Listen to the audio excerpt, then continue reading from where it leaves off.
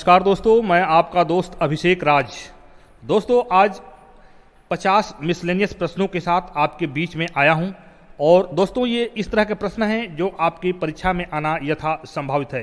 तो दोस्तों, इन सारे प्रश्नों को आप देखिए, ये बहुत प्राइमरी लेवल के प्रश्न हैं और इन प्रश्नों को आप स्वयं करिए और देखिए आपकी तैयारी किस स्टेज पे है। तो दोस्तों, समय को न गवाते हुए आज का ये वीडियो शुरू करते हैं। वीडियो को शुरू करने से पहले आपसे रिक्वेस्ट है कि वीडियो को लाइक, शेयर, सब्सक्राइब करना न भूलें।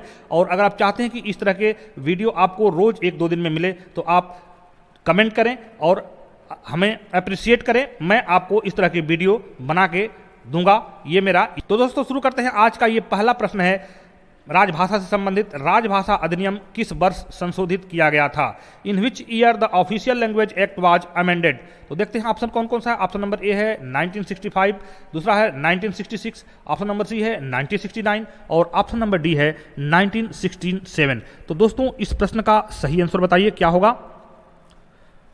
तो इसका सही आंसर फ्लैश हो गया। इसका सही आंसर है option number D 1967। Next question की तरफ चलते हैं। नेक्स्ट क्वेश्चन है संविधान के किस भाग में यह उपबंध है कि भाग 17 में किसी बात के होते हुए भी किंतु अनुच्छेद 348 के उपबंधों के अधीन रहते हुए संसद में कार्य हिंदी या अंग्रेजी में किया जाएगा? In which part of the constitution it is provided that notwithstanding anything content in Part 17 but subject to the provision of Article 348 business in Parliament shall be transacted in Hindi or in English। देखते हैं option कौन कौन सा है। Option number A है भाग 4, option number B है भाग 3, ऑप्शन नंबर सी है भाग 5 और ऑप्शन नंबर डी है भाग 6। तो इसका सही आंसर दीजिए। तो इसका सही आंसर फ्लैश हो गया आपके स्क्रीन पे। आज का सही आंसर है भाग 5। अगले क्वेश्चन की तरफ चलते हैं। अगला क्वेश्चन है राजभाषा नियम 1976 यथा संशोधित नियम 1987 में केंद्रीय सरकार के कार्यालयों में शामिल है। The official language rule 1976 as amended in 1987 include central government offices. Option देख लेते हैं। रेल मंत्रालय, ऑप्शन नंबर बी है प्रधान मुख्य सुरक्षा आयुक्त का कार्यालय, ऑप्शन नंबर सी है मानवाधिकार आयोग का कार्यालय और ऑप्शन नंबर डी है उपरोक्त सभी। तो दोस्तों, जैसा कि आपकी ऑप्शन में देख रहे हैं, रेल मंत्रालय का कार्यालय जो है केंद्र सरकार का कार्यालय है, प्रधान मुसवा का कार्यालय भी केंद्र सरकार का कार्यालय है और मानवाधिकार आयोग का कार्यालय भी केंद्र सरकार का कार्यालय है। तो इस प्रश्न का सही आंसर होगा ऑप्शन नंबर डी। और आइए आपके स्क्रीन पर फ्लैश हो गया, ऑप्शन नंबर डी इसका सही आंसर है।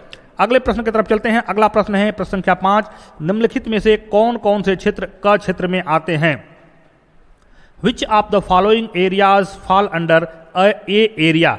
इसका देखिए ऑप्शन कौन कौन सा है। अंडमान निकोबार द्वीप समूह, ऑप्शन नंबर बी है बिहार, ऑप्शन नंबर सी है हरियाणा, ऑप्शन नंबर डी है अंडमान निकोबार द्वीप समूह। ये देखिए रिपीट हो गया है और ऑप्शन नंबर डी है उपरोक्त सभी। तो इस तरह के प्रश्न को हल करने में ए बी सी को आप याद कर लीजिएगा। इसमें से 2 नंबर मेरे तरफ से बिल्कुल आपको फ्री में मिलेंगे अगर आप याद कर लेंगे। ये जो है जो तीनों क्षेत्र बताए गए हैं उन तीनों क्षेत्रों क ख और ग को। तो इसके लिए तमाम कई आप अपना स्वयं का भी ट्रिक बना सकते हैं। मैंने जो बनाया है क के लिए बिहही मछझाऊ राऊ दी अंडा, यानी इसमें देखिए बी से बिहार, ह से हरियाणा और बिहही मछझाऊ राऊ दी अंडा, अंडा से अंडमान निकोबार द्वीप समूह। तो इसमें क क्षेत्र में ये उपरोक्त सभी आते हैं। तो इस प्रश्न का सही आंसर ये फ्लैश हो रहा है आपके ऑप्शन आपके स्क्रीन पे। तो इसका सही आंसर है ऑप्शन नंबर डी, यानी कि उपरोक्त सभी जो है इस क क्षेत्र के अंतर्गत आते हैं। नेक्स्ट क्वेश्चन की तरफ चलते हैं दोस्तों। राजभाषा नियम 1976 के अंतर्गत कौन से राज्य ख क्षेत्र में नहीं आते हैं? तो दोस्तों, मैं फिर आपको सलाह दूंगा कि आप जब भी पढ़िए प्रश्न को बहुत ध्यान से पढ़िए। इस तरह के प्रश्नों में आपको मिस्टेक हो सकते हैं, आप ह्यूमन एरर का शिकार हो सकते हैं। तो देखिए इस प्रश्न में दिया है राजभाषा नियम 1976 के अंदर कौन से राज्य ख क्षेत्र में नहीं आते हैं? तो देखिए चंडीगढ़, पंजाब और दमन दीव तीनों जो है ये ख क्षेत्र में आते हैं। तो नहीं आता, कौन नहीं आता है? दिल्ली। तो इस प्रश्न का सही आंसर फ्लैश हो गया आपके स्क्रीन पे। इसका सही आंसर है ऑप्शन नंबर ए, दिल्ली। नेक्स्ट क्वेश्चन की तरफ चलते हैं। नेक्स्ट क्वेश्चन है राजभाषा नियम 70 के अंतर्गत कौन से राज्य ग क्षेत्र में आते हैं? तो इस प्रश्न का सही आंसर देखिए, which states falls under the C areas under the official language rule 1970। तो इसका देखिए ऑप्शन कौन कौन सा है। ऑप्शन है पश्चिम बंगाल, ऑप्शन नंबर बी है Nagar Haveli, option number C है पंजाब, ऑप्शन नंबर डी है अंडमान निकोबार द्वीप समूह। तो देखिए दोस्तों कह रहा है कि ग क्षेत्र में आते हैं, ग क्षेत्र में कौन सा आता है, देखिए नागर हवेली, पंजाब और अंडमान निकोबार समूह, ये तीनों जो है अंडमान निकोबार समूह क में आता है, पंजाब जो है ख में आता है और नागर हवेली जो है ख क्षेत्र में आता है। तो सही ऑप्शन इसका देखिए ऑप्शन पर फ्लेश हो गया, पश्चिम बंगाल जो है ग क्षेत्र में आता है। तो इस प्रश्न का सही आंसर होगा ऑप्शन नंबर ए यानी कि पश्चिम बंगाल। नेक्स्ट क्वेश्चन की तरफ चलते हैं। नेक्स्ट क्वेश्चन है राजभाषा नियम 1960 संशोधित 1967 के नियम 7 के अनुसार कोई केंद्रीय कर्मचारी अपना आवेदन, अभ्यावेदन, अपील निम्नलिखित में से किस भाषा में कर सकता है। According to rule 7 of the 1967 amended official language rules in which of the following languages a central employee can appeal his application respiration. तो इसका देखिए ऑप्शन कौन कौन सा है, हिंदी, अंग्रेजी, उपरोक्त दोनों और उपरोक्त में से कोई नहीं। तो दोस्तों बता दें आपको राजभाषा नियम 1960 संशोधित 1967 के नियम 7 में बताया गया है कि केंद्रीय कर्मचारी अपना अभ्यावेदन और अपील हिंदी और अंग्रेजी दोनों में दे सकते हैं। तो इस प्रश्न का सही आंसर आपके स्क्रीन पर फ्लैश हो गया। इसका सही ऑप्शन है ऑप्शन नंबर सी यानी कि उपरोक्त दोनों, यानी कि हिंदी और अंग्रेजी दोनों में अपील, अभ्यावेदन इत्यादि दिए जाएंगे। अगले क्वेश्चन की तरफ चलते हैं। अगला क्वेश्चन है प्रश्न संख्या 9, भारत राजभाषा का वार्षिक कार्यक्रम किसके द्वारा जारी किया जाता है। The annual programme of the official language is released. देखिए ऑप्शन नंबर ए दे रहा है रेल मंत्रालय द्वारा, ऑप्शन नंबर बी है वित्त मंत्रालय द्वारा, ऑप्शन नंबर सी है गृह मंत्रालय द्वारा और ऑप्शन नंबर डी है उपरोक्त में से कोई नहीं। तो दोस्तों बहुत ही सामान्य सा क्वेश्चन है, इसको आप पढ़िए और बताइए इसका सही आंसर क्या होगा। तो इसका सही आंसर आपके स्क्रीन पर फ्लैश हो गया। इसका सही आंसर है ऑप्शन नंबर सी यानी कि गृह मंत्रालय के द्वारा राजभाषा का वार्षिक कार्यक्रम जारी किया जाता है। अगले क्वेश्चन की तरफ बढ़ते हैं दोस्तों। क्वेश्चन नंबर 10 है राजभाषा नियम में संशोधन के पश्चात दमन द्वीप और दादरा तथा नागर हवेली को निम्नलिखित में से किस क्षेत्र में शामिल किया गया है। दमन Iceland and Dadar and Nagar Haveli have been included in which of the following area after the amendment in the official language rule. देखिए ऑप्शन कौन कौन से, ऑप्शन नंबर क है क क्षेत्र, ऑप्शन नंबर ख है ख क्षेत्र, ऑप्शन नंबर ग है ग क्षेत्र और ऑप्शन नंबर घ है उपरोक्त में से सभी। तो इसका सही आंसर दीजिए। तो इसका सही आंसर फ्लैश हो गया ऑप्शन नंबर बी यानी ख क्षेत्र में जो है दादर नागर हवेली और दमन द्वीप के बारे में दिया गया है। अगले प्रश्न की तरफ बढ़ते हैं दोस्तों। अगला प्रश्न है छोटे दंड देने की प्रक्रिया किस नियम के अंतर्गत दी गई है। Under which rule is procedure for punishing small. देखिए ऑप्शन कौन कौन सा, ऑप्शन नंबर 1 है नियम 160, दूसरा है ऑप्शन नियम 157, ऑप्शन नंबर सी है नियम 159 और ऑप्शन नंबर डी है नियम 158। दोस्तों हिंदी अंग्रेजी का कॉकटेल आपको इसलिए दिया जा रहा है कि आप इस चीज़ को थोड़ा सा आप जिस तरह से समझ सकते हो उस तरह समझिए और इसको हिंदी अंग्रेजी का कॉकटेल बना के आपके सामने प्रस्तुत किया जा रहा है बिल्कुल नए अंदाज में। तो दोस्तों आपका सही आंसर दीजिए कि छोटे दंड देने की प्रक्रिया किस नियम के अंतर्गत आता है। आरपीएफ रूल 1987 के अंतर्गत। तो इसका सही ऑप्शन देखिए फ्लैश हो गया ऑप्शन नंबर डी यानी कि नियम 158 के अंतर्गत छोटे दंड देने की प्रक्रिया आरपीएफ रूल 1987 के अंतर्गत दिया गया है। तो दोस्तों बढ़ते हैं अगले क्वेश्चन की तरफ। अगला क्वेश्चन है एसपीजी का विस्तृत रूप क्या है। एसपीजी स्टैंड्स फॉर, देखते हैं ऑप्शन कौन सा, ऑप्शन नंबर ए है special protection group, option number B है स्टैंडर्ड प्रोटेक्शन ग्रुप और ऑप्शन नंबर सी है special police group, option number D है स्पेशल परफॉर्मेंस ग्रुप। तो इसका सही ऑप्शन दीजिए। तो इसका सही आंसर देखिए फ्लैश हो गया आपके स्क्रीन पर स्पेशल प्रोटेक्शन ग्रुप। एसपीजी का फुल फॉर्म है स्पेशल प्रोटेक्शन ग्रुप। तो दोस्तों अगले क्वेश्चन की तरफ बढ़ते हैं। अगला क्वेश्चन है निम्न में से कौन सा संगठनात्मक तनाव का कारण है। ये रहा प्रश्न एनालिसिस बेस्ड। दोस्तों इस तरह के क्वेश्चन को आप बार बार पढ़िए और इसको अपने स्वविवेक से इस तरह के प्रश्नों को दीजिए। इस तरह के प्रश्न जो है आपके स्वविवेक पर आधारित है। Which of the following is case of organisational stress, यानी कि संगठनात्मक तनाव का कारण क्या है। इसका ऑप्शन नंबर ए है दर्दनाक घटनाएं, ऑप्शन नंबर बी है कार्य की मांग, ऑप्शन नंबर सी है तनावपूर्ण जीवन की घटनाएं और ऑप्शन नंबर डी है दैनिक जीवन की परेशानियां। तो मेरे हिसाब से इसका सही आंसर होगा दोस्तों कार्य की मांग। तो इसका सही आंसर देखिए फ्लैश हो गया ऑप्शन नंबर बी, कार्य की मांग। संगठनात्मक तनाव का कारण क्या है? कार्य की मांग। अगर कार्य आपके पास नहीं रहेगा तो एक ग्रुप क्रिएट होगा और ग्रुप जो है कार्य की मांग के लिए उसमें संगठनात्मक तनाव का कारण बन सकता है। तो इस प्रश्न का सही आंसर क्या हो गया? ऑप्शन नंबर बी, कार्य की मांग। अगले क्वेश्चन की तरफ बढ़ते हैं। अगला क्वेश्चन है, कौन सा एल्कोहल पीने में इस्तेमाल होता है? Which alcohol is use to drink? देखिए ऑप्शन कौन सा है? Ether, methyl alcohol, option number C ethanol, option number D methanol. तो इसका सही आंसर दीजिए। तो इसका सही आंसर देखिए फ्लैश हो गया ऑप्शन नंबर सी, यानी कि एथेनॉल जो है पीने में उपयोग होता है। अगले प्रश्न की तरफ बढ़ते हैं दोस्तों। अगला प्रश्न है, पुलिस एजेंसी तथा मीडिया के पारस्परिक लाभ को बढ़ाया जा सकता है जब इनके बीच के संबंध पर आधारित हो। कहने का मतलब है पुलिस एजेंसी और मीडिया के बीच पारस्परिक सहयोग या पारस्परिक जो है तालमेल को कैसे बढ़ाया जा सकता है, जो इनके संबंध पर आधारित है। The mutual benefit of the police agency and the media can be enhanced when the relationship between them is best on. तो देखिए ऑप्शन नंबर ए है सहयोग, ऑप्शन नंबर बी है सन्नाटा, ऑप्शन नंबर सी है विवेक और ऑप्शन नंबर डी है मौन। तो इसका देखिए एनालिसिस बेस्ड क्वेश्चन है। इसको आप देखिए पुलिस और मीडिया आपस में किस तरह से अपने संबंध को बढ़ा सकते हैं। देखिए इन प्रश्नों को ध्यान दीजिए। इसको आप, इसका क्वेश्चन जो है आपके आंसर में ही छुपा हुआ है। तो इसका सही आंसर क्या होगा?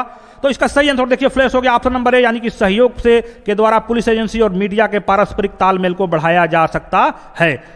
इसके संबंध में आरपीएफ रूल का जो लाइसेंस से संबंधित जो अध्याय दिया हुआ है उसको भी पढ़िएगा, बहुत ही इंपॉर्टेंट है। अगले क्वेश्चन की तरफ बढ़ते हैं दोस्तों। अगला क्वेश्चन है प्रश्न संख्या 16 है, एक अच्छे पुलिस व्यक्ति ने निम्न प्रकार के गुण नहीं होने चाहिए। देखिए ये प्रश्न भी है, इसको एक नजर में प्रश्न को देखकर पढ़ के और उत्तर मत दीजिएगा। इस तरह के प्रश्नों को ध्यान से पढ़िए। इसमें पूछ रहा है कि किस प्रकार के गुण नहीं है। A good policeman should not have the following qualities. Option number A है पक्षपाती होना, ऑप्शन नंबर बी है किसी से तोहफा, लाभ या अन्य सहायता न लेना, ऑप्शन नंबर सी है अपने व्यवहार में साफ और निष्पक्ष होना और ऑप्शन नंबर डी है मूल रूप से पेशेवर होना। तो इसका सही आंसर दीजिए। बिल्कुल 100% एनालिसिस बेस्ड क्वेश्चन है, आप इसको पढ़िए। आप एक पुलिसमैन हैं तो आपको जानकारी होना चाहिए। तो इसका सही आंसर देखिए फ्लैश हो गया ऑप्शन नंबर ए, यानी कि पक्षपाती होना इस प्रश्न का सही आंसर होगा।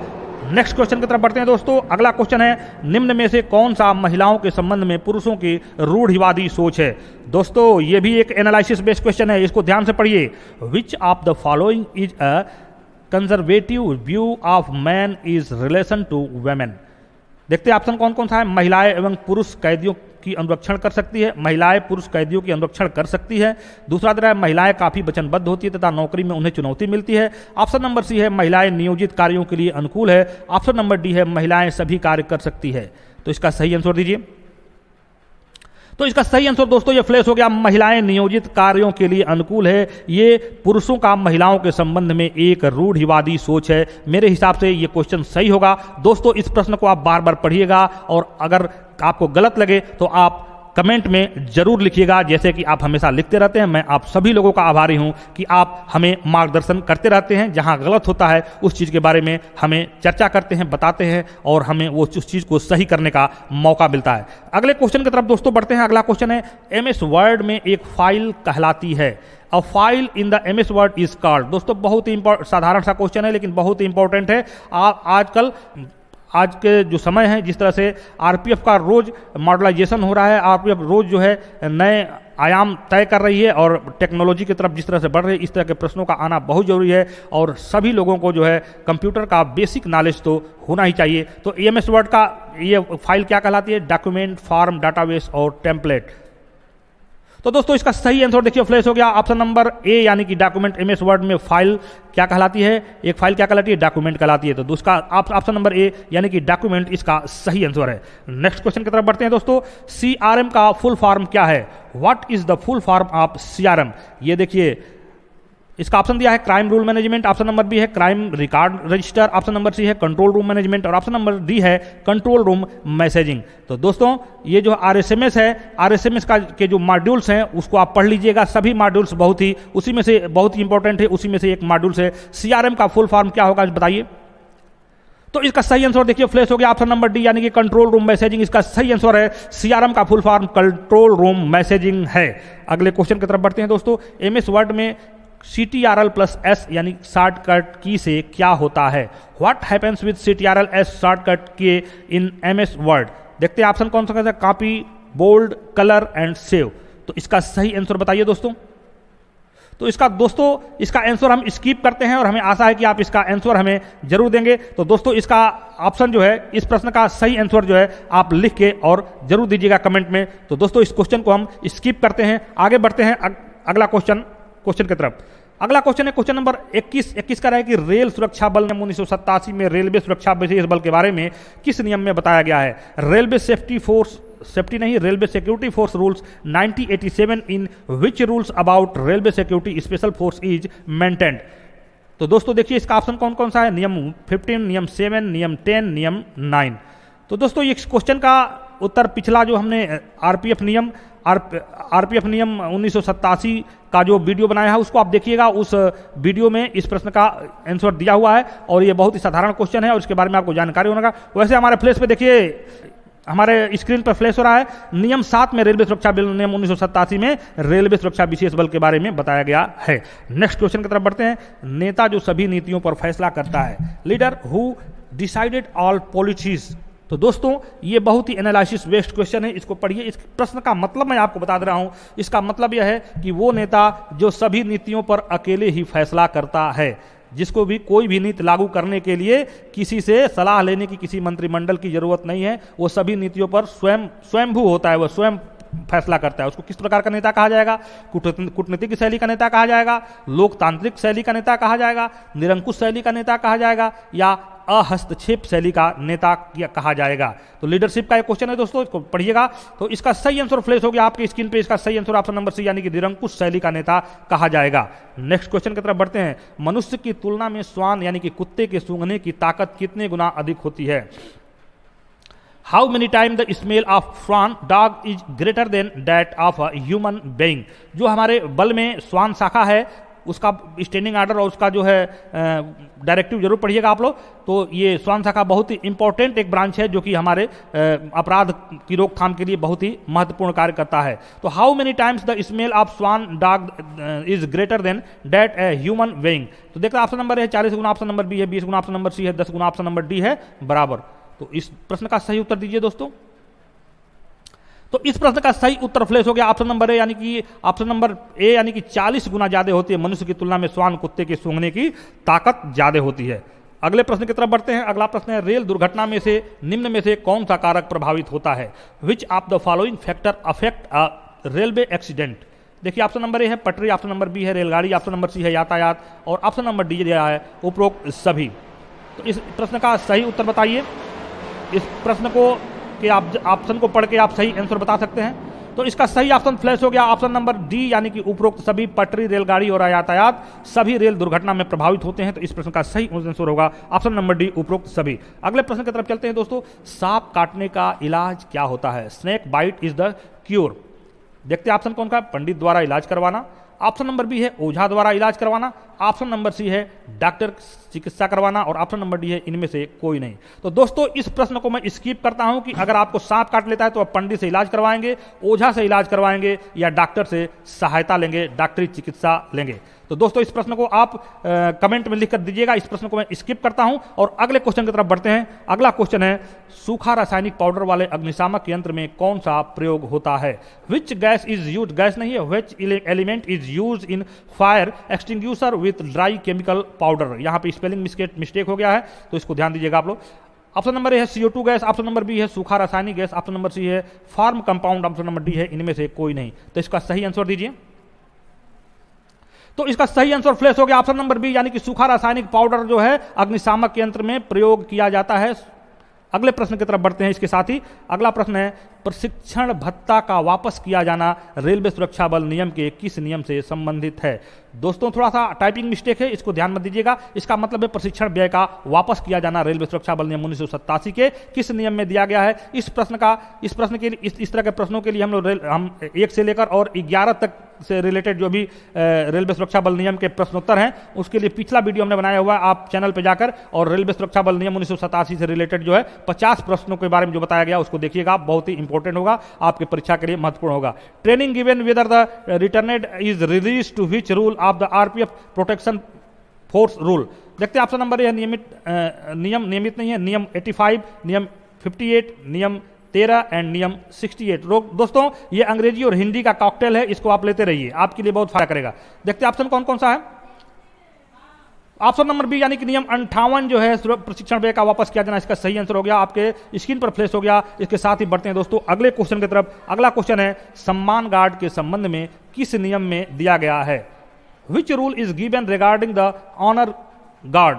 ऑप्शन नंबर ए है नियम 265, ऑप्शन नंबर बी है नियम 268, ऑप्शन नंबर सी है नियम 269 एंड ऑप्शन नंबर सी है नियम 270। बताइए इसका सही आंसर क्या होगा।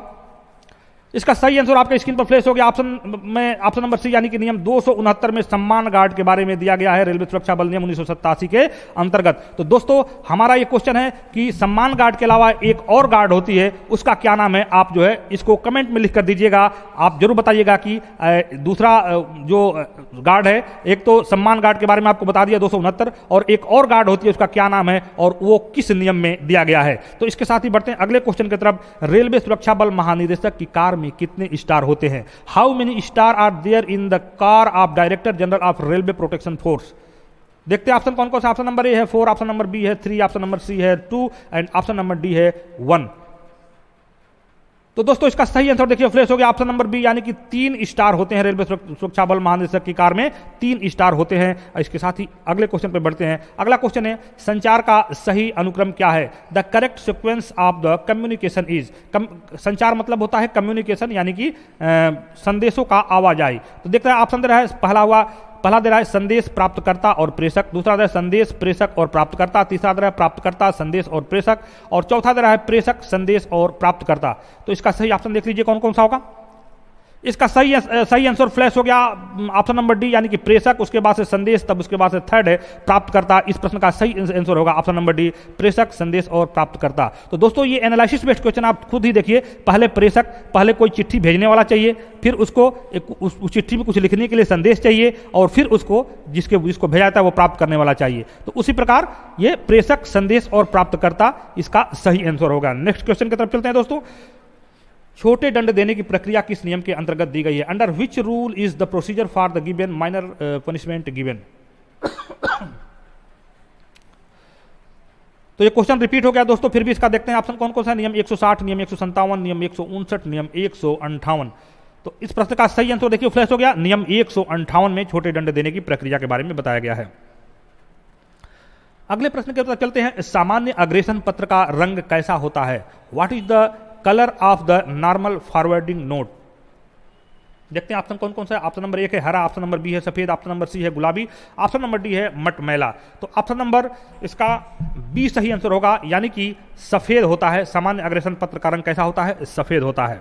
अगले प्रश्न की तरफ चलते हैं दोस्तों। उससे पहले बताएंगे आपको अग्रेसन पत्र के बारे में, आप पढ़ लीजिएगा। इसमें से एक क्वेश्चन पक्का है, आपके क्वेश्चन में जरूर आना है। ये वर्किंग ऑफ रेलवे का एक वीडियो जल्दी ही बनाऊंगा, उससे संबंधित प्रश्न बनाऊंगा, जो कि आपके लिए महत्वपूर्ण सभी प्रश्नों का समावेश जिसमें होगा। अगले प्रश्न की तरफ बढ़ते हैं। बुटलेग किस विभाग की फिटिंग है। Bootleg is the fitting of which railway department. Option देख रहे हैं, विद्युत विभाग, दूसरा अभियांत्रिक विभाग, तीसरा यांत्रिक विभाग, और चौथा है सिग्नल एवं दूर संचार। बताइए इसका सही आंसर क्या होगा। तो इसका सही आंसर फ्लैश हो गया दोस्तों, ऑप्शन नंबर डी यानी कि सिग्नल एवं दूर संचार बुटलेग जो है सिग्नल एवं एसएनटी विभाग का फिटिंग है। नेक्स्ट क्वेश्चन की तरफ बढ़ते हैं। नेक्स्ट क्वेश्चन है, क्वेश्चन नंबर 34 का है कि सुरक्षा विभाग का जोन स्तर पर प्रमुख कौन होता है। Who is the head of security departmental at the zonal leave नहीं होगा, इसमें जोनल रेल होगा, जोनल लेवल होगा।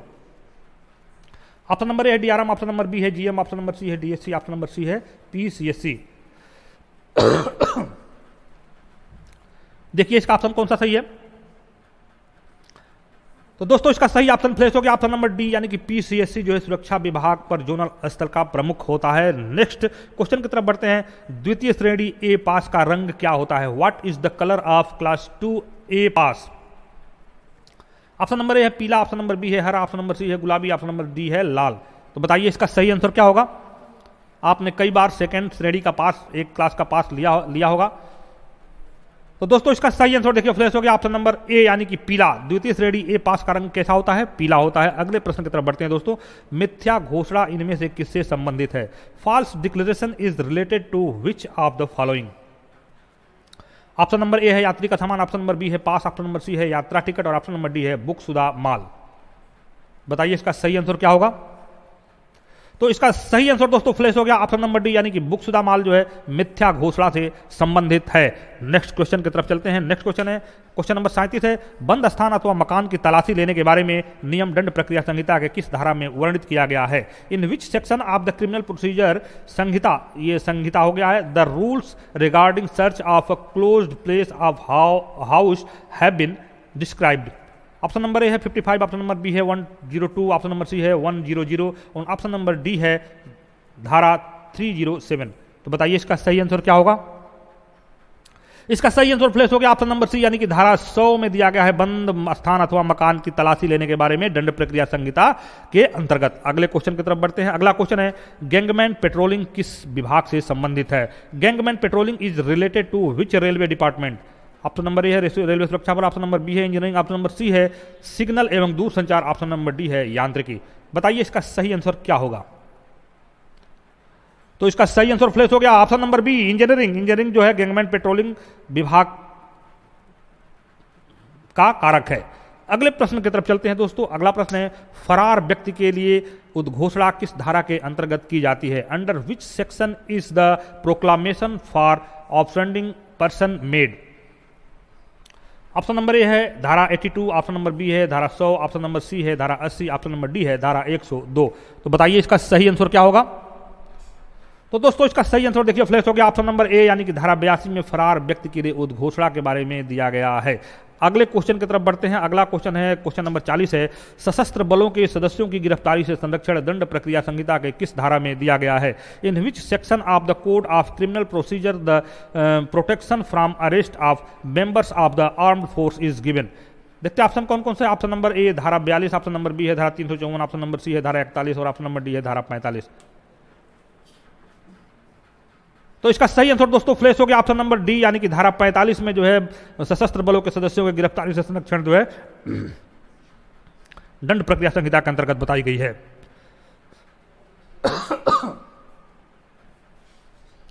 बढ़ते हैं अगले प्रश्न की तरफ। अगला प्रश्न है प्रश्न 41 है, निम्न में से कौन सा सील का प्रकार नहीं है। Which of the following is not a type of seal. Option number ए रहा है फीता कटी सील, ऑप्शन नंबर बी रहा है lac seal, option number C है धातु फीता की सील, ऑप्शन नंबर डी है तार वाली सील। सील नहीं है, ये सील होगा। देखते हैं ऑप्शन कौन सा सही है। तो दोस्तों ये देखिए ऑप्शन फ्लैश हो गया ऑप्शन नंबर सी, यानी कि धातु फीता की सील ये सील का प्रकार नहीं है। अगले क्वेश्चन की तरफ बढ़ते हैं दोस्तों। बुक प्रेषण से अपराध से संबंधित रजिस्टर कौन सा है। Which is the register related to offences from book consignment. Option number A है C11, ऑप्शन नंबर बी है C2, ऑप्शन नंबर सी है C3, ऑप्शन नंबर डी है C4। तो इसका सही आंसर दीजिए। बहुत ही सामान्य सा क्वेश्चन है और ये आपको जानना भी चाहिए। आप एएसआई बनने जा रहे हैं तो आपको इन सारी चीज़ों की जानकारी होना चाहिए कि बुक प्रेषण क्या होता है और ये सारी रेलवे वर्किंग से जो भी जानकारी है सभी जानकारी होना चाहिए आपको। तो देखिए इसका सही ऑप्शन फ्लैश हो गया ऑप्शन नंबर सी, यानी कि C3 बुक प्रेषण के अपराध से संबंधित रजिस्टर है। इसके साथ ही अगले क्वेश्चन पे बढ़ते हैं। सबोटेज का क्या अर्थ होता है। आप सबोटेज कई बार सुनते होंगे। The meaning of sabotage what. पहला है ड्यूटी छोड़कर भाग जाना, दूसरा है तोड़ फोड़ करना, तीसरा है रेलवे इलाके में हंगामा करना, चौथा इनमें से कोई नहीं। तो इसका सही आंसर क्या होगा बताइए। तो दोस्तों इसका सही आंसर देखिए फ्लैश हो गया ऑप्शन नंबर बी, यानी कि तोड़ फोड़ करना। सबोटेज का अर्थ होता है तोड़ फोड़ करना। इसके साथ ही अगले क्वेश्चन पे चलते हैं। नशे या न्यूसेंस के लिए दंड का प्रावधान रेलवे एक्ट के किस धारा में दिया गया है। In which section of the railway act has been provision of punishment for during nuisance been given. देखते हैं ऑप्शन कौन कौन सा है। Section 142, section 144, section 145 and section 146। बताइए इसका सही आंसर क्या होगा। तो दोस्तों इसका सही आंसर देखिए क्वेश्चन पर फ्लैश हो गया। इसका सही आंसर है सेक्शन नंबर 145, नशे या न्यूसेंस के लिए दंड का प्रावधान रेलवे एक्ट 1989 के सेक्शन 145 में दिया गया है। नेक्स्ट क्वेश्चन की तरफ चलते हैं दोस्तों। आग की परिभाषा से क्या आशय है। What is the definition of fire. Option number 1 है उचित हवा, ऑप्शन नंबर 2 है उचित ताप, ऑप्शन नंबर 3 है उचित ईंधन और ऑप्शन नंबर डी है उपरोक्त में से सभी। तो बताइए इसका सही आंसर क्या होगा। तो दोस्तों इसका सही आंसर होगा, देखिए फ्लैश हो गया, ऑप्शन नंबर डी यानी कि उपरोक्त में से सभी, उचित हवा, उचित ताप और उचित ईंधन, ये जो है इनके मिलने से ही आग बन पाती है। तो इसका सही आंसर है ऑप्शन नंबर डी, उपरोक्त में से सभी। इसके साथ अगले क्वेश्चन की तरफ बढ़ते हैं। महिलाओं के लिए आरक्षित किसी सवारी डिब्बे में प्रवेश करने पर रेल अधिनियम की किस धारा में दंड का प्रावधान है? विच section of the railway act provides for punishment for entering a coach reserved for women? देखिए ऑप्शन नंबर ए है 164, ऑप्शन नंबर बी है 162, ऑप्शन नंबर सी है 163 और ऑप्शन नंबर सी है डी है 165। तो बताइए इसका सही आंसर क्या होगा? तो दोस्तों इसका सही आंसर फ्लैश हो गया, ऑप्शन नंबर बी यानी कि धारा 162 के अंतर्गत जो है कार्रवाई की जाएगी यदि महिलाओं के आरक्षित डब्बे में अनाधिकृत रूप से प्रवेश करते हैं तो। अगले क्वेश्चन की तरफ बढ़ते हैं। अगला क्वेश्चन है वाटर टाइप अग्निशामक यंत्र में क्या प्रयोग होता है? What is used in water type fire extinguisher? तो ऑप्शन नंबर ए है होम कंपाउंड तथा पानी, ऑप्शन नंबर बी है carbon monoxide, option number C है सूखा रासायनिक पाउडर, ऑप्शन नंबर डी है उपरोक्त में से कोई नहीं। बताइए इसका सही आंसर क्या होगा? तो दोस्तों ये देखिए फ्लैश हो गया, ऑप्शन नंबर ए यानी कि होम कंपाउंड तथा पानी जो है ये वाटर टाइप के अग्निशामक यंत्रों में प्रयोग किया जाता है। तो इसका ऑप्शन नंबर ए यानी कि होम कंपाउंड तथा पानी सही आंसर होगा। अगले प्रश्न की तरफ चलते हैं। अगला प्रश्न, डायनामाइट का आविष्कार किसके द्वारा किया गया था? डायनामाइट वाज इन्वेंटेड बाई, देखते हैं ऑप्शन कौन का, sir Alfred Bernard Nobel, option number B है Roger Bacon, option number C है सोन, ऑप्शन नंबर डी है विल ब्रेंट। तो इसका सही आंसर बताइए दोस्तों, हमें आशा है कि 100% लोग इसका सही आंसर बताएंगे। तो इस प्रश्न का सही आंसर हो गया सर अल्फ्रेड बर्नार्ड नोबेल, यानी कि इसमें ऑप्शन नंबर ए इसका सही आंसर होगा। और लास्ट सेकंड क्वेश्चन है, पितृत्व अवकाश रेल कर्मचारी को 2 बच्चों तक कितने दिनों तक मिलता है? For how many days does a railway employ get paternity leave up to 2 children? Option number A है इसका 15 दिन, ऑप्शन नंबर बी है 25 दिन, ऑप्शन नंबर सी है 10 दिन, ऑप्शन नंबर डी है 20 दिन। तो इसका देखिए कौन सा सही आंसर होगा? इसका सही आंसर होगा दोस्तों ऑप्शन नंबर ए 15 दिन, यानी कि पितृत्व अवकाश जो रेलवे कर्मचारी के 2 बच्चों तक 15 दिनों का 2 बार में मिलता है। तो इस तरह के क्वेश्चन को बनाने का अर्थ है ये दोस्तों कि छोटे से छोटे चीज़ों को भी आप नॉलेज में रखिए, ये चीज़ें आपको बाद में पजल न कर दें, तो इन सब चीज़ों के बारे में भी जानकारी आप रखिए। तो इसका सही ऑप्शन होगा ऑप्शन नंबर 1 यानी कि 15 दिन। नेक्स्ट क्वेश्चन की तरफ बढ़ते हैं और इस सीरीज का लास्ट क्वेश्चन है, पिरामिड लोडिंग में बैगन की दीवारों से कितने स्थान छोड़कर लोडिंग की जाती है? In pyramid loading is done while leaving the walls of the wagons. Option number A है 10 इंच, ऑप्शन नंबर बी है 5 इंच, ऑप्शन नंबर सी है 18 इंच, ऑप्शन नंबर डी है 6 इंच। तो बताइए इसका सही आंसर क्या होगा? तो इसका सही आंसर दोस्तों फ्लैश हो गया, इसका ऑप्शन नंबर डी यानी कि 6 इंच जो पिरामिड लोडिंग के दौरान 6 इंच वैगन की दीवारों को छोड़ के लोडिंग की जाती है।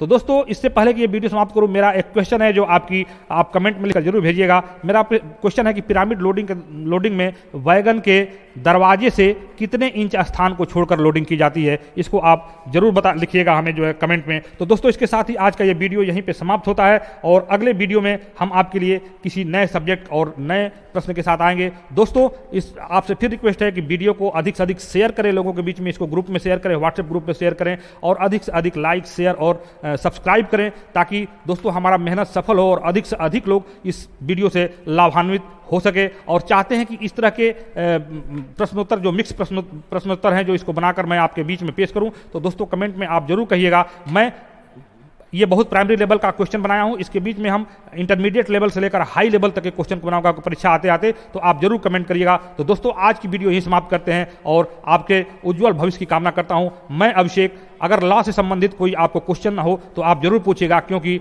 अभी लॉ की पढ़ाई मेरी कंटिन्यू है और मैं इसके संबंध में प्रैक्टिस कर रहा हूं। तो आपसे आपके पूछे गए प्रश्न जो को मैं उत्तर देने की जरूर कोशिश करता हूं। साथ ही अगर वीडियो से में कहीं कुछ कमी रह जाती है, कई प्रश्न के उत्तर गलत हो जाते हैं, तो आप जरूर अपना एडवाइस करिएगा। आपकी एडवाइस हमारे लिए काफी महत्वपूर्ण है। तो दोस्तों आज की वीडियो यही समाप्त करते हैं। जय हिंद, अपना ख्याल रखिएगा, कोविड की सिचुएशन में अपने आप को सेफ रखिएगा और ड्यूटी करते हुए अपने परीक्षा की तैयारी कीजिए। परीक्षा का अनाउंसमेंट कभी भी हो सकता है। तो जय हिंद दोस्तों, अपना ख्याल रखिए।